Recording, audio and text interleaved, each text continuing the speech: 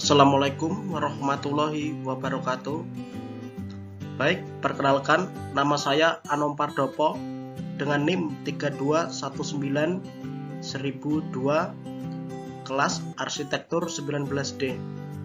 Oke, di sini saya akan membahas mengenai arsitektur klasik Yunani Romawi dan studi preseden bangunan modern. Kita mulai saja langsung untuk pengertian arsitektur klasik. Arsitektur klasik adalah desain dengan elemen bernilai tinggi. Kata sering digunakan untuk menggambarkan perjalanan sejarah dari arsitektur Eropa dan secara khusus merujuk pada sebuah karya yang bernilai tinggi.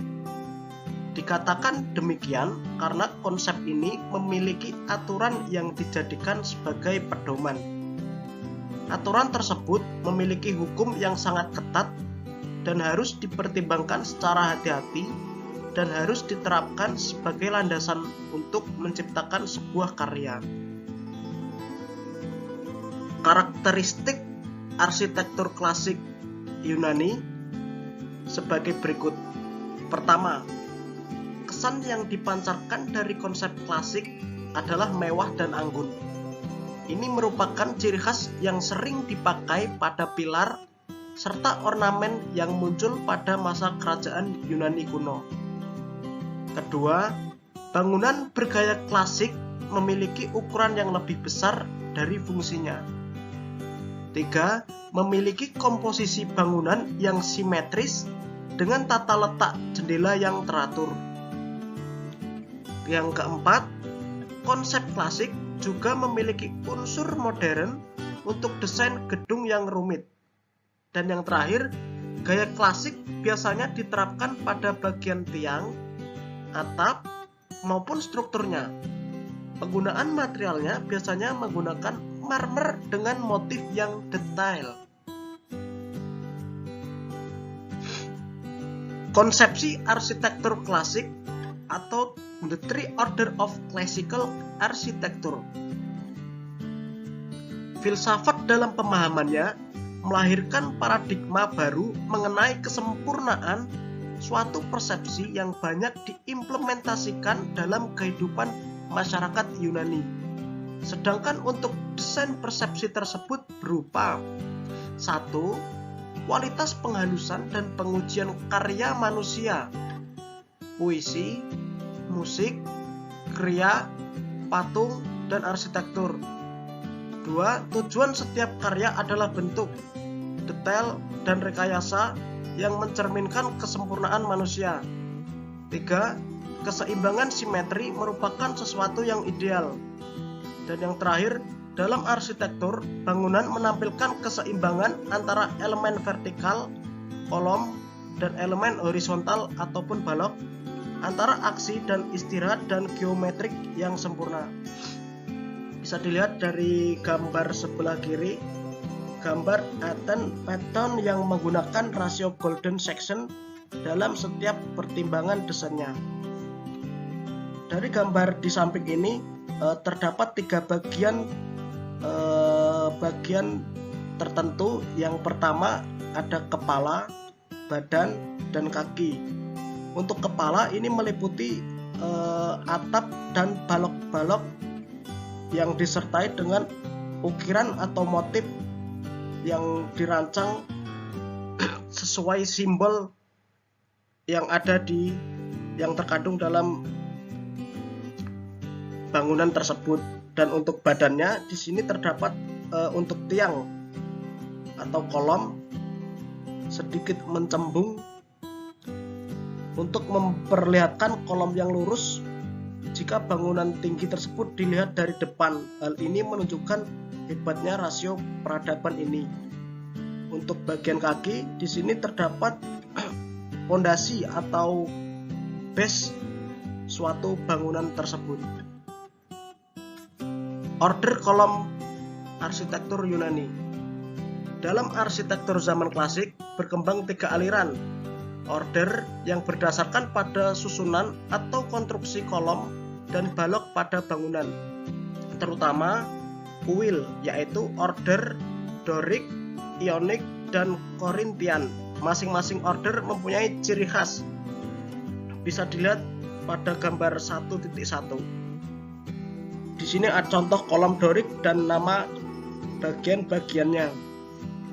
Untuk di bagian kolom, di sini terdapat flute, terus eris, necking ring, ecunus, abegius, dan entablatur terdapat fris, architrave, metope regula, triglif, dan yang terakhir pediment.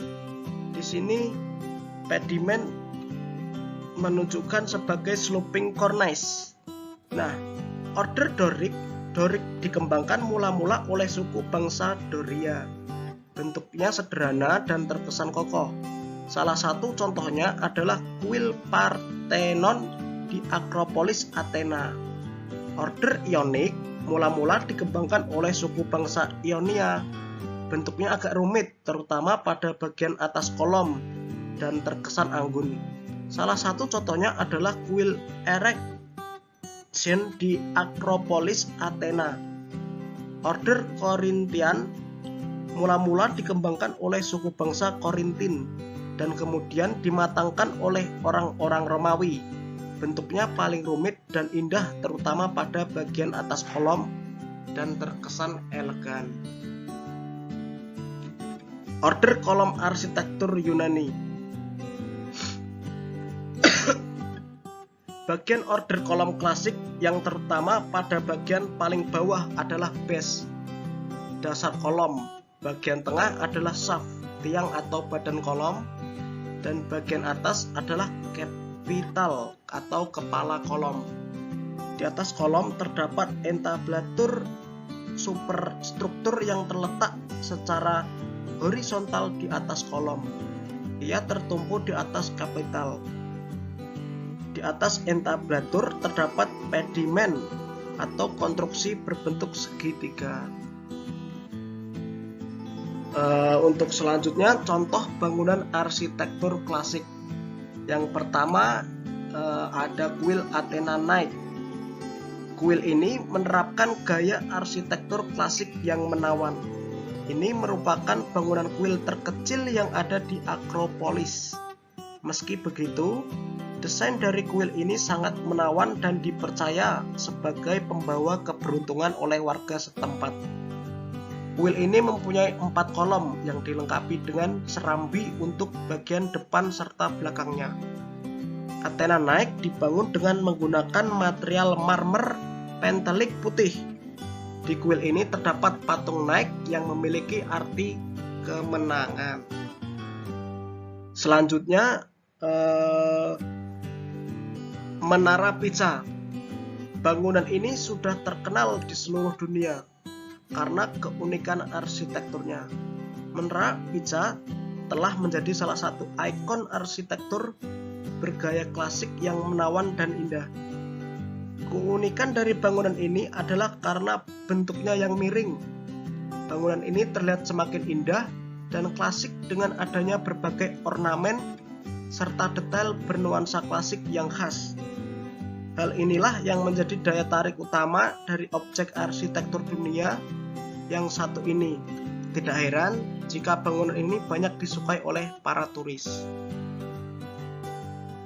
Dan yang ketiga, Parthenon Athena.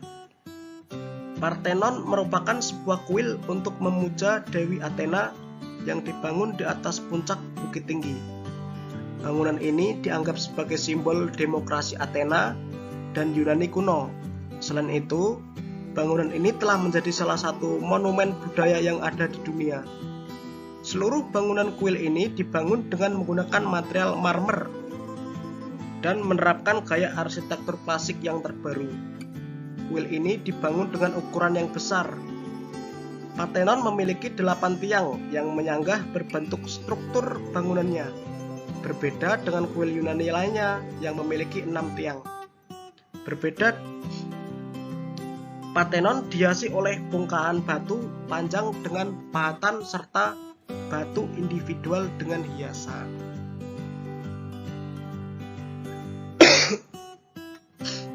selanjutnya kita langsung ke arsitektur modern.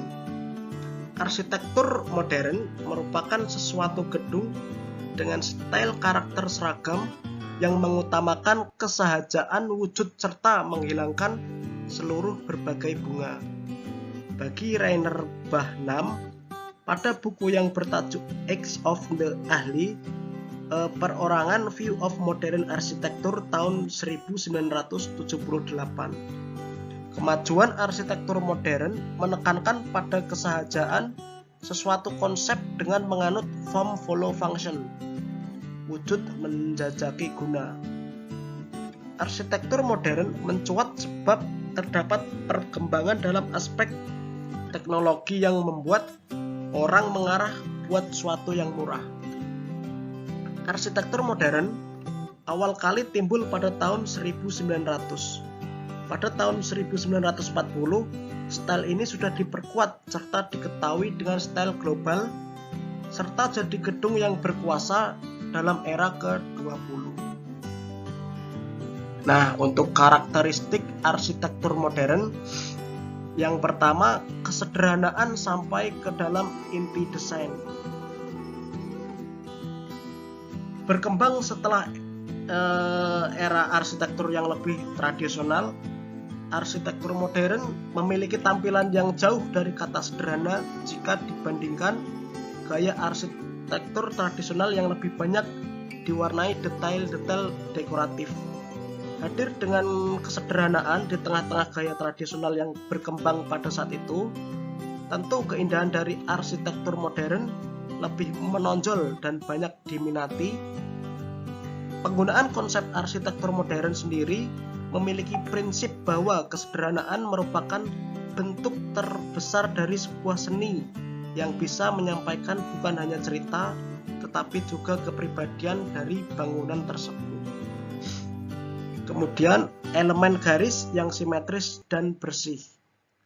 Hampir semua bangunan-bangunan ikonik bergaya arsitektur modern memiliki elemen garis yang sangat kuat, baik itu elemen garis horizontal pada denah hingga garis vertikal dan diagonal pada guban massa dan fasad bangunan. Kemudian prinsip less is more. Dan yang keempat, kejujuran dalam penggunaan material. Beberapa jenis material bahan bangunan yang sering digunakan pada bangunan bergaya arsitektur modern adalah besi, beton, kaca, dan kayu. Dan yang kelima, rancangan yang terbuka dengan banyak elemen kaca. Berbeda dengan tata ruang pada bangunan tradisional, bangunan bergaya arsitektur modern umumnya memiliki denah lantai yang jauh lebih terbuka dengan minimnya keberadaan pembatas ruang dan juga banyak penggunaan kaca sebagai satu spot pemandangan dan pencahayaan, sehingga rumah bergaya arsitektur modern umumnya terkesan sangat terbuka. Dan yang terakhir, hubungan dengan lingkungan sekitar. Arsitektur modern umumnya selalu memiliki hubungan dengan topografi dari lingkungan yang sangat erat. Contoh terbaik mengenai hal ini adalah Fellingwater House yang memiliki hubungan langsung antara interior dan eksterior yang sangat mulus. Nah, untuk selanjutnya saya mengambil studi preseden Dobra 55 Modern Language and Applied Linguistic Building. Untuk arsitekturnya di sini adalah Kurilovic and Associated. Untuk areanya sekitar 42.000 meter persegi dan tahun dibangunnya itu sekitar tahun 2022. Dan fotografiknya Netcook Photography, manufakturnya Van der Meck, Aluprof, Rako, Alteza, Arobis, Trespa, IVC Carpet, VNB, dan struktur engineering team yaitu KIP, landscape architect Dorota Pep, installation team Roger Preston, dan berada di wilayah Warsaw, Polandia. Sedikit pengetahuan saja, untuk Dobra 55 telah menjadi perintis rumah baru untuk pendidikan bahasa, di mana Universitas Warsawa telah mengkonsolidasikan berbagai persyaratannya menjadi satu pusat keunggulan berkelanjutan. Bangunan baru seluas 42.000 meter persegi mencakup 92 lab bahasa, 70 ruang administrasi, 39 ruang penelitian dan pengembangan, 7 ruang konferensi, ruang rekreasi, ruang multimedia yang dapat menampung 150 orang, serta perpustakaan dan area membaca.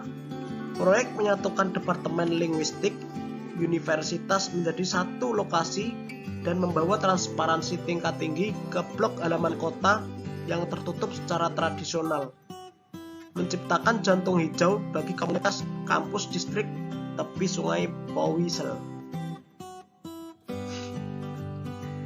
Perpanjangan baru yang selesai pada tahap 2 untuk membangun bahasa modern dan linguistik.